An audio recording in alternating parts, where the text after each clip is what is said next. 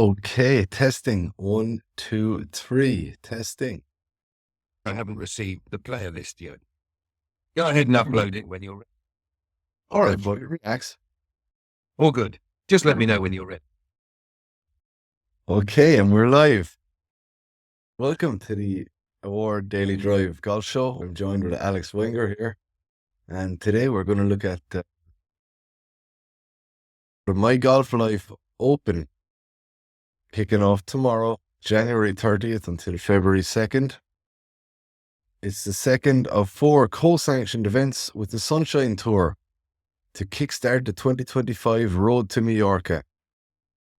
Certainly for us, it will be a very exciting week. We're going to try and bring a little bit of coverage over the next couple of days and keep you guys up to date. Today we have a breakdown on the course and some of the players involved. It looks to be quite a challenging course in a stunning South Africa. Take it away, Alex. Drive. Today, we're diving into the MyGolfLife Open at Pecanwood Golf Country Club, where some of the best players from the Challenge Tour, Sunshine Tour, and DP World Tour are set to compete. With a strong field, plenty of rising stars, and past champions in the mix, this tournament promises to deliver some incredible golf. We'll break down the order of merit standings, analyze the tee times, and highlight some key players to watch as the action unfolds. Let's get started. Are we focusing on the course, featured groups, or potential storylines? Why don't you pick out a few featured groups for us there, Alex? Great idea. Let's highlight a few featured groups that could make a big impact in this tournament. Have, early starters. Group 7, a 7 a.m. T1. Keith Horn, a seasoned pro with Sunshine Tour experience. Frank Kennedy, a young talent from England, looking to make a statement. Robinson Segrist, a strong ball striker with European experience. This group has a mix of experience and rising talent, making it one to watch early in the day. Group 10, Matthew Spacey, local knowledge could be an advantage. Robson Chinhoy, a Zimbabwean powerhouse with strong performances in Africa. Bastien Amat, a promising player from France looking to climb the rankings. Expect consistent play from this group, and if the greens are receptive, they could post an early low number. Afternoon wave, later starters. Group 30, 12 p.m. T1, Peter Mullman, RSA, a local favourite with strong form. Lucas Nemec, an experienced Austrian who has played well in big events.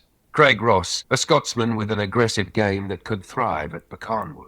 This group will be chasing the morning scores, so watch for some bold plays in the afternoon.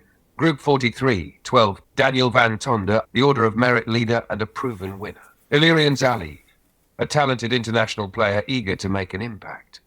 David Law, a Scottish pro with plenty of experience in competitive fields. With Van Tonder leading the points race, this is a must-watch group in the afternoon. These groups feature a mix of top-ranked players, international talents, and local favourites, making them key to follow in round one.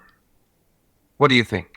Should we focus on a specific group, or break down potential course strategies next? Let's have a look at some other players in the field. I know there's a couple of Irish in the field. So you mentioned Frank Kennedy from England. How about Max Kennedy? Good call.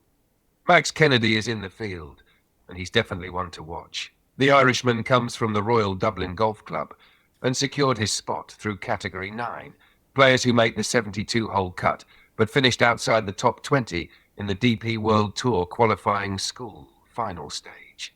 He's teeing off at 11:50 a.m. from T1 alongside Oliver Becker and JC Ritchie. That's a solid group, with 2 seasoned South Africans who know how to go low on home soil.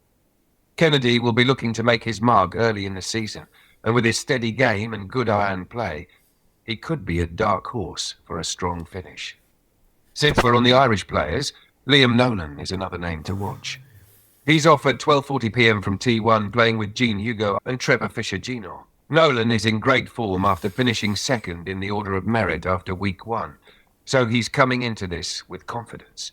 Give us a breakdown of some of the other European players that are down in South Africa this week, especially some of the guys who finished well last week and who are already on the Order of Merit. Let's take a closer look at some of the European players competing this week, especially those who made a strong start last week and are already in the Order of Merit standings. European players to watch in South Africa. Liam Nolan, second in order of merit, 140 points, tee time 12:40 p.m. T1. Group, Gene Hugo, Trevor Fisher. Nolan was one of the standout performers last week, finishing runner-up. He's carrying momentum and will be looking for another high finish to solidify his standing in the order of merit. Sebastien Gros, third in order of merit, 120 points. Tee time 12:30 p.m. T. Group, Wilco Nienaber, RS Lee Slattery. Breakdown. The experienced Frenchman is already in the top three of the standings and has shown he can contend in these early season events. He's paired with Nienaber, who is one of the longest hitters, so expect an exciting group. Bart Skogan, fourth in order of merit, 75 points. Tee time 12:50 p.m. Group, Jonathan Caldwell, MJ Viljoen, Bart Skogan. The Norwegian made a strong start last week and has a solid all-around game.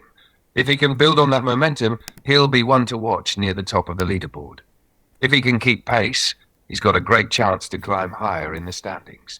Jens Fabring, 13th in order of merit, 27 points. Tee time 7:50 a.m. T. Group, Davis Bryant, USA, Jack P. de Villiers. Jens Fabring, third. The Swede had a solid finish last week, earning a top 15 spot in the standings. An early morning tee time could work in his favour if conditions are calm. Besides the top-ranked guys, there are plenty of other European players making the trip to South Africa this week.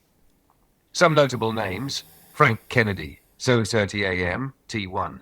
Robin Sayot Siegrist, 7:30 a.m. T1. Lucas Nemec, 12 p.m. T1. Clement Sordet, 7-10. Jamie Rutherford, 7:10 a.m. The European players already on the order of merit will be looking to consolidate their position with another strong finish. Nolan, Gros, Skogan and Law are all within striking distance at the top, and a good week here could set them up for a strong Challenge Tour season. So I'm having a look at the course here, and it looks really beautiful. Pecanwood is a Jack Nicklaus designed course, meaning wide fairways, big greens and plenty of scoring opportunities. But that doesn't mean it's easy. The course rewards strong ball striking and strategic risk-taking, but it also has plenty of water hazards and bunkers that will punish mistakes. Key course features: total yardage around 7,700 yards, a long course favouring long hitters. Fairways, generous landing areas, but precision on approach shots is key. Greens large but undulating, meaning three-putt potential is high if players miss in the wrong spots. Water comes into play on several holes, requiring smart course management. Afternoon rounds can see increased wind, making morning tee times a potential advantage. Front nine, more scoreable. The first few holes are relatively straightforward, allowing players to ease into their rounds. Par 5s, 5 and 7 are major birdie chances, especially for the long hitters. The 8th hole, par 3, 235 yards, is a beast. Par is a good score here. Overall, a good stretch to get under par early before the more demanding holes later. Flashback 9, more challenging. The 10th hole, par 5, 554 yards, is reachable in 2 for the longer hitters, but has trouble around the green. The 16th hole, the toughest par 4 on the course.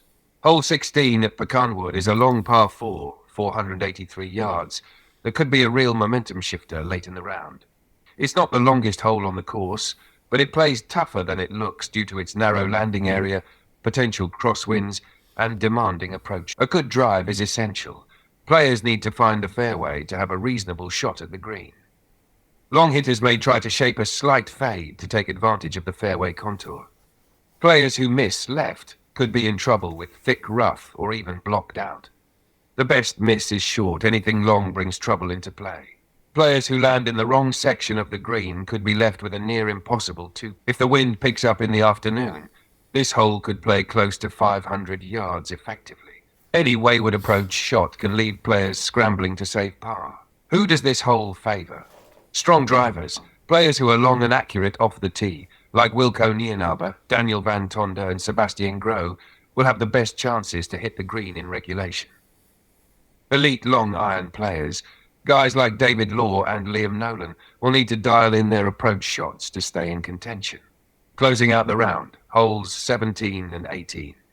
After surviving 16, players will have to stay focused on the closing stretch. Hole 17, par 3, 226 yards, a long downhill par 3 where the wind can be tricky. Club selection is key. Players who misjudge the wind could find a nasty bunker or worse. Hole 18, par 4, 462 yards. A demanding finishing hole. The drive needs to be well placed, avoiding bunkers and water. A precise approach shot is needed to hold the green and avoid a costly bogey. Players who need to make up ground will attack 16 and 18, but that comes with risks. Those holding a lead might play conservatively, aiming for safe pars to avoid a late collapse. Overall thoughts on the closing stretch. The 16th, 17th, and 18th holes at Pecanwood will determine the winner. Expect drama down the stretch as leaders try to hold on. Potential for big swings. A bogey or double here could take a player out of contention. A mix of risk and reward. Players chasing a low score may take aggressive lines, while leaders play it safe. Do we break down specific players' chances on the final stretch? Or should we move to weather conditions and how that might impact play? You know what? Why don't you tell me what the weather conditions are like for the next 4 days? Over the next 4 days at Pecanwood Golf Country Club in South Africa, expect sunny and hot conditions. Highs will range from 89 to 99 degrees Fahrenheit, with lows between 60 and 70 degrees. Caution is advised for outdoor activities due to the heat. What's that in Celsius, mate? Highs around 32 to 37 degrees, lows around 15 to 21 degrees. It's going to be hot and dry, so expect firm fairways and fast greens as the tournament progresses. Players will need to stay hydrated and manage their energy levels, especially in the afternoon rounds. Wind shouldn't be a huge factor, but if it picks up in the afternoons, it could make holes like 16, 17, and 18 even tougher. All right, okay. Well, I'm going to make my prediction and say top 10 finishes for both Irish, for Max Kennedy. Who's your pick to win this week? And do you have any dark horse picks or players you think might surprise the field? Well, it's hard for me to say who I pick to win, but I'm going to say Liam Nolan from Galway in Ireland. And, of course, Max Kennedy. I reckon they're both going to put in good scores. And I can see the two of these guys finishing in the top 10. Solid picks. Liam Nolan and Max Kennedy both have the game to go low on this course.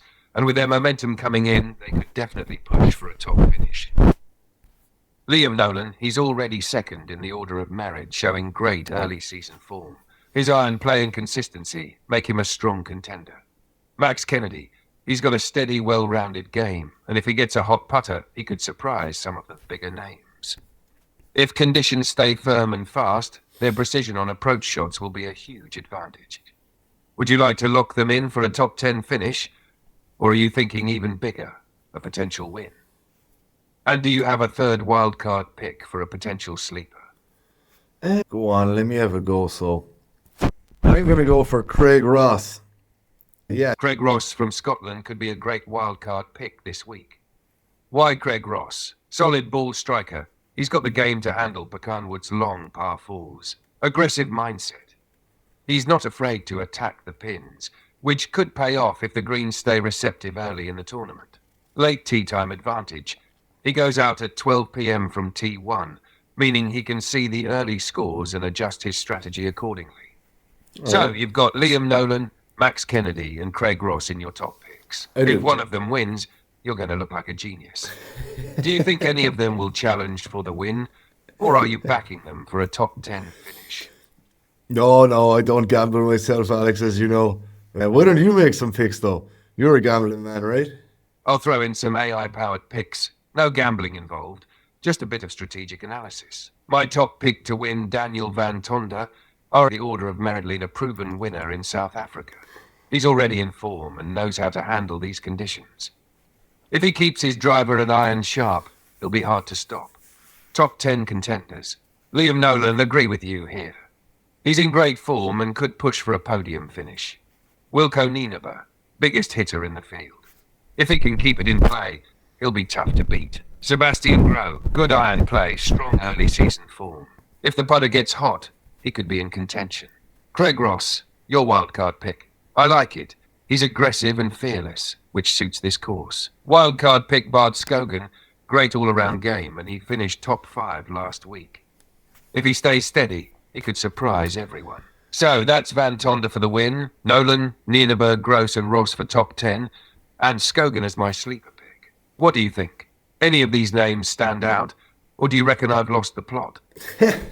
No, Alex, I don't think you've lost the plot just yet. Yeah, a couple of those picks stand out to me. It's a big field here. A lot of South Africans, a lot of locals from the Sunshine Tour down there, of course. I'm happy to see the Challenge Tour back. I'm looking forward to getting to a few events this year. I don't see a couple of my favourite golfers in there yet, but I'm sure they'll be along later in the tour. Let's wrap it up, Alex. Hopefully catch you next week. Absolutely. It's been a great breakdown, and I can tell you're pumped for the Challenge Tour season. Rightfully so. Plenty of big names will be joining in as the year rolls on, and I'm sure some of your favourites will be in the mix soon enough. No doubt. That's a wrap on this edition of the Award Daily Drive. We've covered the tee times, key players, course strategy, and our picks for the week. Now it's time for the players to get to work at Pecanwood. Liam Nolan, Max Kennedy, Craig Ross, watch out for them. And will Daniel Van Tonder keep his lead in the order of merit? We'll find out soon enough. Thanks for tuning in, and we'll catch you next week for another deep dive into the season. Enjoy the golf, and let's see who makes the big moves on the leaderboard. Until next time, play well and keep it in the short grass. Talk soon. Cheers, Al.